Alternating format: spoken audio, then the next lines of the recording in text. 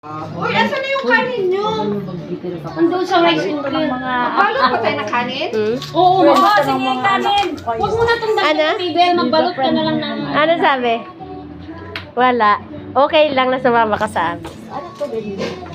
Kaninong mangga yan? Ate Tess, basta pag kinasal ka, abay kami Oh, may goma naman. Sino ba bumiling goma? Malaki kayo siya. Huwag ka Sabi mo, yung goma, yung ano, kaya... Kaya dinala. O kasi balay po ba na meron si Ate Ilsa.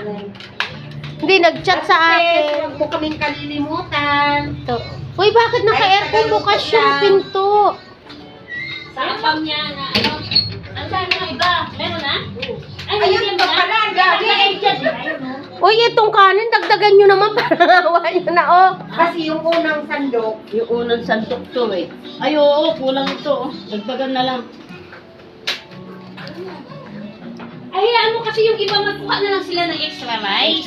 Hindi, paano naman malalaman kung maliit yung rice hindi nila? nagbuwagag na sisil. Kasi nga, kukuha na lang sila dun kung may Oo. Kasi nga, mainit na naman yun, magbaan tayo. Ayan na.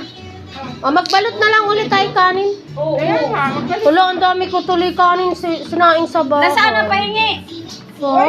Ando na! Hindi, isang rice cooker yun. nagdubli ka Nandyan nga. Aw. Ang problema kay... Ang daming, Ang daming Akin na yung mga ang daming kailangan yan. nagugutom ngayon. Oh, kulang nga talaga ang pagkain.